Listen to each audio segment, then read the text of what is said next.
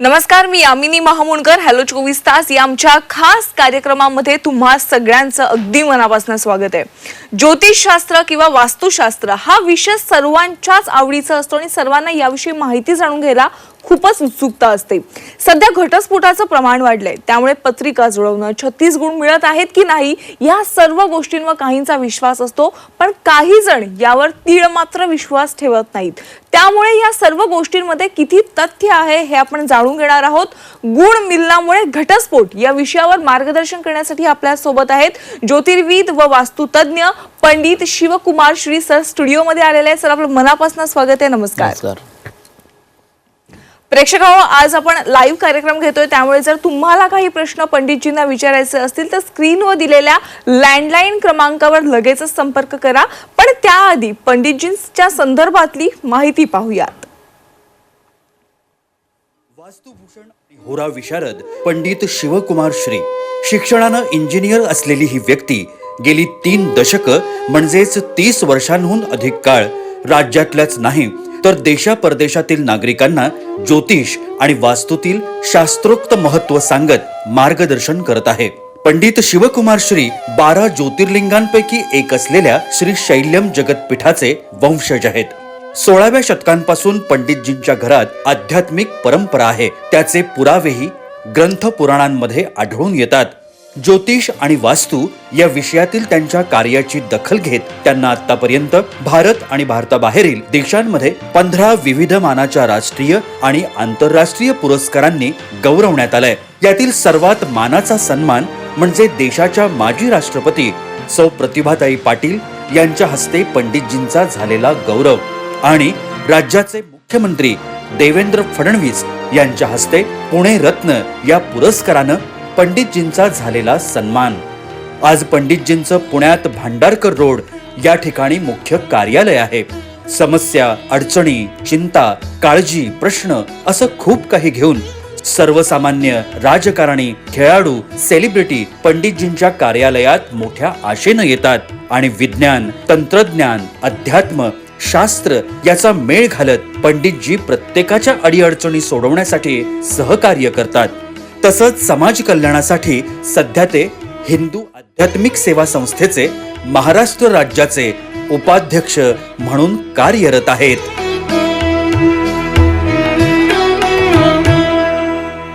वा सर, तुमचं हे कार्य बघून आम्हाला तुमच्याकडून जास्तीत जास्त माहिती जाणून घ्यायची आणि विषय खूप महत्वाचा आणि खूप इंटरेस्टिंग आहे.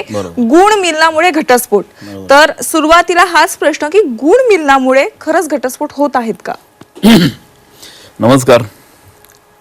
हा समाजामधला अतिशय ज्वलंत प्रश्न आहे की आज जे प्रेक्षक हा प्रोग्राम बघतायत की ज्यांचं ऑलरेडी मुलामुलींचं गुणमेलनामुळे म्हणजे 36 गुण, 28 गुण, 18पेक्षा जास्त गुण मिळून सुद्धा आज घटस्फोटासाठी तुम्हाला कोर्टाची पायरी चढायला लागते आणि अनेक विविध त्रास होतात. तर ज्या माणसाने हे गुण जुळवले त्या माणसाने कसं काय सांगितलं, एका नाही, 2 नाही, 3 नाही, 4 लोकांना आम्ही विचारलं तर सुद्धा सुप्रसिद्ध लोकांनी सांगितले एवढे गुण जुळतात आणि बिनधास्त लग्न करा. आज अशी कंडिशनही घटस्फोट होतोय. असं होण्याचं रिझनच हे आहे की ज्योतिषशास्त्र, आता मी 30 वर्ष जास्त वर्ष या फील्डमध्ये आहे. ॲज अ इंजिनियर म्हणून technical point of view me study करतो. वर्ल्ड वाईड अनेक ठिकाणी जाऊन अनालिसिस त्या पॉईंट ऑफ व्ह्यू करतो. यामध्ये ज्योतिषशास्त्राचा अभ्यास हा पूर्णपणे वेगळा आहे आणि हा फक्त पुस्तकात वाचून काही उपयोग होत नाही. You have to have a practical experience. तुम्हाला तो आपोआप शिकवला जातो, आपोआप तो होऊन जातो. तर गुणमेलनाचा जो पॉईंट आहे तो गुणमेलनाचा पॉईंट म्हणजे त्या गुणमेलनाचा पंचांगामध्ये 12 आणि 13 नंबरचं पेज आहे ना, ते गुणमेलनाचं आहे. आणि त्यामध्ये एका साईडला वर, एका साईडला वधू असं लॉगॅरिथमिक कॅल्क्युलेशन आहे आणि ते फक्त बघायचं आणि किती गुण जुळले, 18पेक्षा जास्त गुण जुळले, मग बिंदास करा. मग जगाकडे सगळ्यात ब्राह्मण किंवा सगळ्यांच्याकडे असा चार्ट ऑलरेडी आहे. तो 10 ठिकाणी जरी गेला तर ते यस यस यस यस. एखादा विद्वान असेल तर तो म्हणे पत्रिका पण बघायला पाहिजे. तर पत्रिकेत जर त्याला कळत असेल तर ठीक आहे, तो पत्रिका पण सांगू शकतो करायचं की नाही करायचं. पण मोस्ट ऑफ द टाइम असं होतं की एवढे गुण जुळल्याने एवढं लग्न करून टाका असं म्हटलं जातं. कॉमन चार्ट असल्यामुळे आणि फक्त गुणमेलन बघूनच लग्न केल्यामुळे घटस्फोट हा होऊ शकतो. ह्याची प्रोबॅबिलिटी ही 60 to 70% पर्यंत जाऊ शकते. यस नक्कीच. आणि सर, हिंदू शास्त्रानुसार लग्नाच्या आधी मुला मुलींचं वरवधूचं गुण मिलन करणं हे सगळ्यात महत्वाचं मानलं जातं आणि ही प्रोसेस केल्याशिवाय लग्नाच्या बरोबर आहे. प्रक्रियेला बरोबर सुरुवातच आहे. केली जात नाही. बरोबर आहे. त्यामुळे सुरुवातीलाच ना आपण गुण मिळण्याचं एक प्रात्यक्षिक घ्यायचं का? बरं, घेऊया खरंच घेऊया. म्हणजे एवढ्यासाठी आहे की तुम्हा सगळ्या प्रेक्षकांना कळायला पाहिजे की ऍक्च्युअली गुण मिलन म्हणजे आहे काय. म्हणजे तुम्ही ब्राह्मणाकडे जाता, मुला मुलींची पत्रिका दाखवता आणि बघा तुम्हाला काय वाटतं की मी पत्रिका दाखवली, ओके, आणि मग ते म्हणता एवढे गुण जुळले. पण ह्यातला घोळ असा आहे की जेव्हा तुम्ही पत्रिका दाखवता तेव्हा वधू आणि वर या दोघांचं रास नक्षत्र कुठलं आहे, रास नक्षत्र कुठलं आहे, 12 राशी आहेत आणि 27 नक्षत्र, 28 अभिजात नक्षत्र, त्यात ते कन्सिडर केलं जात नाही. तर 12 राशी 27 नक्षत्र हे ह्याच्याप्रमाणे चार्ट असतो. तर जो काय चार्ट आहे त्या चार्टनुसार आता आपण एक फॉर एक्झाम्पल मी तुम्हाला मगाशी एक चार्ट गुणमेलनाचा चार्ट जो आहे 13 नंबरचा तो मॅडमला मगाशी झेरॉक्स मोठं करून दिलंय. तर त्यांना आता मी विचारतो की तुम्ही सांगा इझी एकदम की प्रेक्षक तुम्ही पण प्रेक्षक बघू शकता गुणमेलना चार्ट मध्ये. आता मुलाची रास आहे धनु आणि मूळ नक्षत्र आहे, तुम्हाला त्यात दिसेल धनु रास मूळ नक्षत्र. आणि दुसरं मुलीचं रास जे आहे ते मेष रास आहे आणि कृत्तिका नक्षत्र आहे. हे तुम्ही तुमच्या घरात पंचांगामध्ये पण बघू शकता. आता आम्ही इथं बघतोय ते सगळं कॉमनच आहे. ओके, तर किती गुण जुळले मॅडम सांगा मला. सर, तुम्ही सांगितलेल्या माहितीनुसार यांचे 26 गुण जुळलेले दिसत आहेत. बघा, म्हणजे काय मला म्हणायचंय की हे लग्न आपण करू शकतो, बरोबर आहे की नाही. बरं, तुम्हाला ज्योतिषशास्त्राचं काय नॉलेज आहे का? काहीच माहित नाहीये. पण तुम्ही पण सांगू शकता की किती गुण जुळले. म्हणजे गुणमेलनासाठी ब्राह्मण किंवा ज्योतिषी ऍब्सोल्युटली लागत नाही, सिंपल लेमॅन सांगू शकतो किती गुण जुळले. ओके, आता ह्याच्यात पुढे सांगतो तुम्हाला हे जे आता चाललेलं आहे, हे लाईव्ह चाललेलं आहे आणि हे तुम्ही तुमच्या घरात पण बघू शकता. मी जे सांगितलेलं आहे किती गुण जुळतात. आणि जर तुम्ही कम्प्युटराइज पत्रिकेत बघितलं तर बघा 32.5 गुण जुळतात. म्हणजे हे पण किती विचित्र गोष्ट आहे की कम्प्युटराइज मॅच मेकिंग वेगळं दाखवते, पर्सेंटेज 32 दाखवते, 32.5 आणि हे दाखवते पंचांग 26. पण आता तुम्हाला महत्वाचा मुद्दा हा मला सांगायचा आहे की हे घटस्फोट झालेल्या व्यक्तीची पत्रिका आहे. बापरे, एवढे गुण जुळून सुद्धा ही घटस्फोट झालेल्या व्यक्तीची पत्रिका ही आहे. तर असे मॅडम 70-80 पत्रिका आहेत मॅडम आता की ज्यांचं ऑलरेडी गुण जुळाले आहेत पण घटस्फोट झालेला आहे. मुद्दा काय आहे की गुणमेलनाचा चार्ट लग्नासाठी बघायलाच नाहीच पाहिजे असं मी गेल्या 10 वर्षामध्ये सांगतो की ज्यामुळे त्या माणसं नॉलेजच कळत नाही. कुणी सांगू शकतं गुणमेलन किती जुळलं ते. तर महत्वाचा मुद्दा म्हणजे काय, जे तुम्ही आपण गुणमेलन करतो त्यात तुम्हाला काय कळतो बघा. एक तर त्या मुलीचा स्वभाव कळत नाही, मुलाचा स्वभाव कळत नाही, ह्या लोकांचं वैवाहिक जीवन चांगलं टिकणार आहे का नाही कळत नाही, या लोकांना संतती होणार आहे का नाही ते कळत नाही, पुढे दोघांची प्रॉस्पेरिटी होणार आहे का ते कळत नाही, ह्यांचा घटस्फोट होणार आहे का ते कळत नाही, एकाच ठिकाणी राहणार आहेत का ते कळत नाही, एकत्र राहणार आहेत का ते कळत नाही, ऍक्सिडेंट होणार आहे का ते कळत नाही, ज्या घरात जाऊन नांदणार त्यामध्ये सौख्य असणार आहे का ते कळत नाही, ह्यांना जॉब चांगला लागणार नाही लागणार, काय कळतंय काय यात. म्हणजे साध्या एका पंचांगातल्या एवढ्या 2 पॉईंटवर तुमचं भविष्य काहीही कळत नाही. आपण अंधश्रद्धाच्या मी अंधश्रद्धा म्हणाल पण मला वाटतं की आता अंधश्रद्धा म्हणावं कारण मी engineer technical point of view सगळ्या गोष्टी बोलत असतो. तर हे गुणमेलन फक्त बघणं हे निव्वळ अंधश्रद्धा आहे. हे माझं स्टेटमेंट आहे आणि हे पहिली वेळ नाही, खूप वेळा असं म्हटलेलं पण आहे. बरं, तर तुम्हाला तुमच्या मुलामुलींचं जीवन चांगलं करायचं असेल ना तर फक्त पत्रिका बघितल्यानंतर त्यांना एवढंच विचारायचं या पत्रिकेत काय दिसते मला सांग. मला पण विचारा, काहीच प्रॉब्लेम नाहीये. त्यांना सांगता आलं पाहिजे पत्रिकेतलं काय आहे, मुलगा कसा आहे, मुलगी कशी आहे, स्वभाव कसा आहे, शिक्षण काय आहे, त्याचं बिहेवियर पॅटर्न कसं आहे, पुढे डायव्होर्स होणार आहे का नाही होणार आहे, संतती होणार आहे का नाही होणार, इंडियात राहणार आहे अब्रॉडला राहणार आहे, शिक्षण अजून करणार आहे नाही करणार आहे, ईच अँड एव्हरीथिंग तुम्हाला कळतं. ते बघितल्यानंतर तरच तुमचं जीवन परफेक्ट होऊ शकतं. फक्त गुण मिळण्याच्या आधारावर लग्न करणं बरोबर नाही. नक्कीच. सर, या संदर्भात आपल्या प्रेक्षकांना काही प्रश्न तुम्हाला विचारायचे आहेत. पुण्यावरून मेघा कदम यांचा कॉल आलेला आहे. मेघाजी, तुमचा प्रश्न काय आहे? बोला मॅडम. हा, मुलीचे विषयी विचारायचं आहे. समृद्धी अशोक कदम, जन्मतारीख 1/10/1999, रात्री 1:20 01 काय करते मुलगी? मेघाजी, तुमची मुलगी काय करते? जन्म ठिकाण काय? इस्लामपूर. इस्लामपूर. ओके, सापडला. हा, काय करते मुलगी? Computer engineer. Computer engineer, Islampur. कळालं. ठीक आहे. ओके, नंबर 1 पहिला मुद्दा म्हणजे ही पत्रिका जी आहे ही चिटिंग होण्याची फसवाफसवीची आहे. ओके, लग्न करताना गडबड करू नका. आता एका पॉईंटला तुम्हाला सांगतो, ही पत्रिका बघितली एका सांगतो की मी या मुलीच्या वैवाहिक जीवनाचं पर्सेंटेज फक्त 40% आहे. सो 40% पास आहे. लक्षात घ्या, जर शिक्षण झालं, इंजिनियर झालं, तुम्ही खूप मोठ्या कंपनीत कामाला आहे, खूप मोठं पॅकेज तुमचं आहे, याचा अर्थ लग्न चांगलं होईल याची काही गॅरंटी नाही आहे. हे सर्वसामान्य माणूस पण कमी पगार असून वैवाहिक जीवन चांगलं मुलाबाळावर राहू शकतो. दोघांचं कॉम्बिनेशन करायचं नाही. ही फसवाफसवी चिटिंग होण्याची पत्रिका, घटस्फोटाची पत्रिका, पुढे प्रॉब्लेम येऊ शकतो. पण ही मुलगी अतिशय प्रामाणिक, अतिशय प्रेमळ, अतिशय सेन्सिटिव्ह, अतिशय इमोशनल, कुणाला त्रास न देणारी, क्रिएटिव्ह, बुद्धिमान अशी मुलगी आहे. म्हणून जेव्हा हे लग्न करायचं असेल तेव्हा ज्या मुलाचं वैवाहिक जीवन जे आहे हे 70 ते 80% पेक्षा जास्त आहे, अशा मुलाशी लग्न जर केलं तर क्युम्युलेटिव्ह डिवाइड बाय 2 केलं की 50% चांगलं होईल, वैवाहिक जीवन चांगलं होईल. अशा यासाठी मला एकच सांगायचं, हे पर्सेंटेज मी कसं सांगितलं, दॅट इज माय सॉफ्टवेअर. इतके वर्ष काम करून ऑन दी स्पॉट मला कळतं की किती पर्सेंट पत्रिका बरोबर आहे. तर मला येऊन भेटा, मी तुम्हाला सांगेन, त्याबद्दल गाईडलाईन करा आणि मगच पुढे जा. नाहीतर काही ना काही कारणाने तुमची फसवी चिटिंग होऊ शकतं. ज्यामुळे लग्न करणार तर खरंच एवढं शिक्षण झालंय का, खरंच त्याचं पॅकेज आहे, स्वतःचं घर खरंच आहे का, या सगळ्या गोष्टी तुम्ही व्हेरीफाय करणं सगळ्यात गरजेचं आहे. पुढचं जीवन चांगलं आहे, आउट ऑफ इंडिया जाणार नाही, इंडियात राहणार आहे. नक्कीच. चला, आणखीन एक कॉल येतोय आपल्याला, थेट सुरत वरून कॉल येतोय, सचिन शिर्के यांचा. सचिनजी, तुमचा प्रश्न काय आहे? बोला.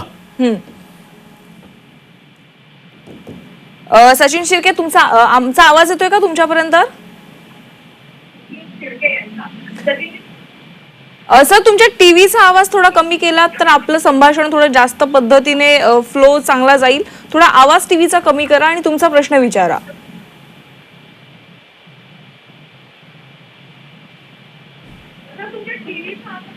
बरं, ठीक आहे. काही तांत्रिक अडचणीमुळे त्यांचा आपला आवाज पोहोचत नाहीये. तर सर, पुढच्या प्रश्नाकडे वळूया. सगळ्यात महत्वाचा आहे तो देखील, की एक नाडी दोष आणि मृत्यू षडाष्टक असेल तर लग्न करू नये असं आहे का? इतके फिल्टर लावलेत ना या लोकांनी. एक नाडी दोष लग्न करू नका, षडाष्टक लग्न नका, 6, 12, 8 गुरुवाला लग्न करू नका, मंगळाला लग्न करू नका, ह्याचा काहीही संबंध नाही. लक्षात घ्या, तुमचं expert opinion is most important. Okay, एक नाडी दोषमुळं काहीही होत नाही. माझ्या घरामध्येच, माझ्या फॅमिलीमध्ये एक नाडी दोष असलेले कमीत कमी 10-12 कपल आहेत, सगळ्यांना मुलं झालेले आहेत, काही प्रॉब्लेम नाही. आणि मृत्यू षडाष्टकमुळं कोणीही मरत नाही.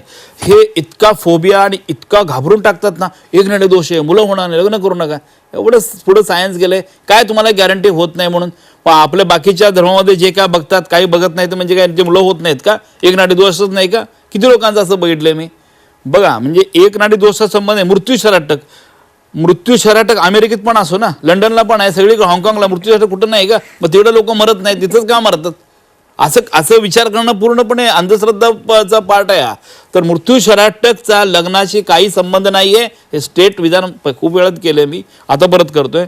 एक नाडी दोषचा आणि मुलं न होण्याचा काहीही काडी मात्र संबंध नाही. माझ्याकडे पुरावेच आहेत म्हणून मी बोलतोय. ओके, तर ह्या गोष्टी, फोबिया, भीती काढून टाका. आणि काय होतं, अनेक वेळा मुलांचं लग्न ठरलेलं असतं, फायनल असं सगळं असतं, आणि अचानक एक नाडी दोष आहे, लग्न करू नका. म्हणजे एकदम घाबरून काय करतात, अरे बापरे, एक मुलं होणार नाहीत का? काय अथॉरिटी सांगू शकतो म्हणून? होणारच नाही, काय गॅरंटी? लिहून दे स्टॅम्प पेपर, होणार नाही म्हणून. तयार आहे का बघू, कोणाची लिहून द्यायची तयार आहे का बघू.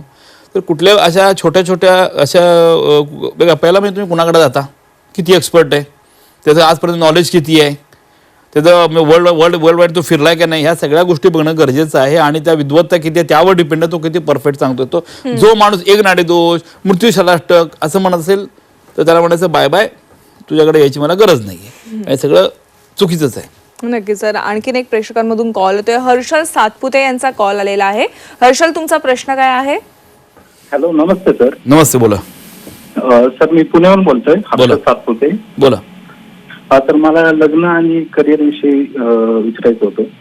जन्मतारीख 18 मार्च 97.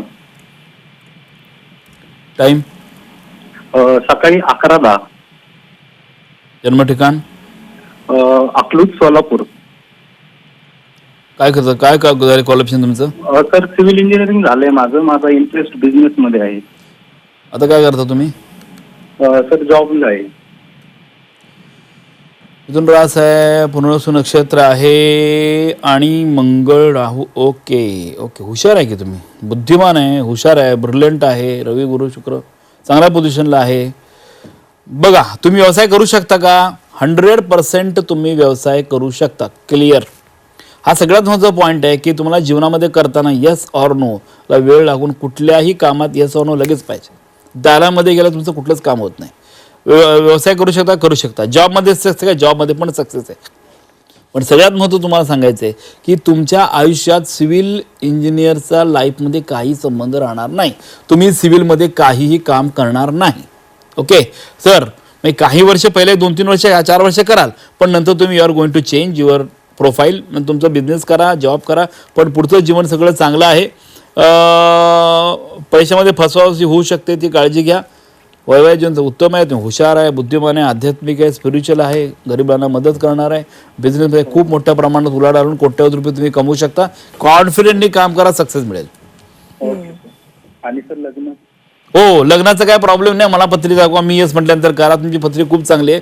चुकून असं निगेटिव्ह पत्रिका यायला नाही पाहिजे. माझ्या अपॉइंटमेंट घ्या आणि त्याप्रमाणे दाखवा पत्रिका, आणि मग मी येस म्हटल्यानंतरच करा. मी 36 गुण जुळाले तरी मी नाही म्हणत असतो, आणि मी 0 गुण जुळले तरी जी मी येस म्हटलं तरी लग्न करा, काय नाही प्रॉब्लेम येणार. ओके ओके नक्कीच सर. ओके. सर, आणखी नक्की आपल्याला कॉल येतोय मुंबईवरून. चंदन यांचा कॉल आलेला आहे. चंदनजी, तुमचा प्रश्न काय आहे?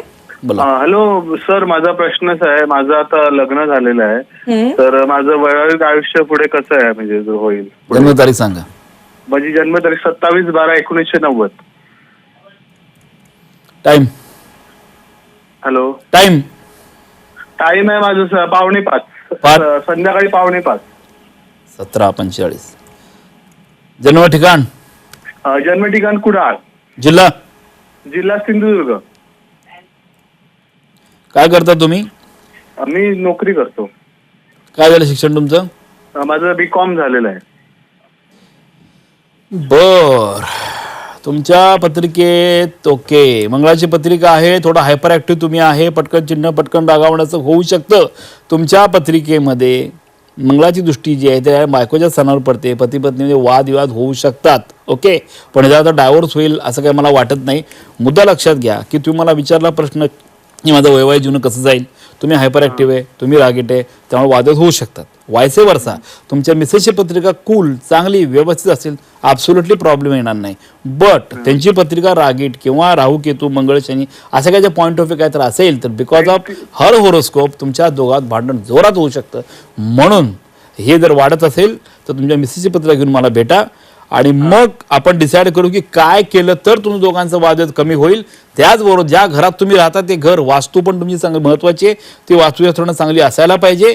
त्यामुळं तिथं पण ट्रिगर होतं आणि वास्तू निगेटिव्ह असेल ते पण तुम्ही करेक्ट करून घ्यायला हरकत नाही. त्यासाठी अपॉइंटमेंट घेऊन भेटू शकता. नक्कीच. ठीक आहे. प्रेक्षक हो, पंडितजींनी आतापर्यंत अनेकांना मार्ग सुचवलेले आहेत, चांगले चांगले सल्ले दिलेले आहेत. त्यांचा त्यांना कसा फायदा झालेला आहे ऐकूयात. 8 वर्षापूर्वी माझ्या दीदीला लग्नामध्ये अडचणी आल्या, त्यामुळे तिने सरांना भेट दिली. सरांनी तिला उपाय दिले आणि तिने उपाय केले. त्यानंतर तिचं लग्नही जमलं आणि ती सध्या नॉर्वेमध्ये सेटल आहे. ती आणि जिजू दोघंही नॉर्वेला जॉब करतात आणि त्यांना एक छान छोटं बाळ सुद्धा आहे.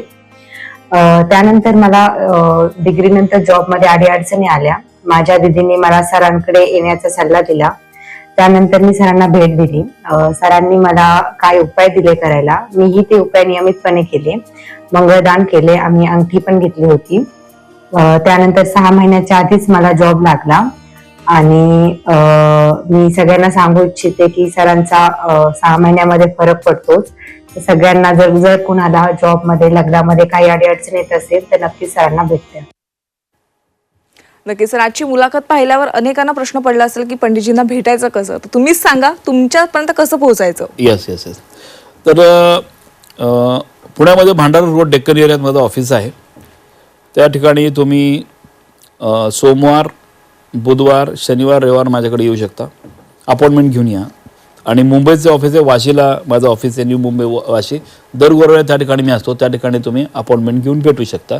आणि इयरली 3-4 वेळा मी अब्रॉडला जातो तेव्हा तुम्ही त्याप्रमाणे तुम्ही अपॉइंटमेंट घेऊनच बाहेरच्या कंट्रीत पण US लंडन पण असतो तिथं पण तुम्ही मला येऊन भेटू शकता. नक्कीच सर, आज तुम्ही झी 24 तास मध्ये आलात आणि प्रेक्षकांना गुण मिलनामुळे घटस्फोट होतो का या विषयावर अत्यंत महत्त्वाचं असं मार्गदर्शन केलं, माहिती दिलीत, त्याबद्दल तुमचे मनापासून आभार. धन्यवाद. धन्यवाद. प्रेक्षकांनो, हॅलो 24 तास मध्ये वेळ झाली आज इथेच थांबण्याची. ताज्या घडामोडींसाठी तुम्ही पाहत राहा झी 24 तास.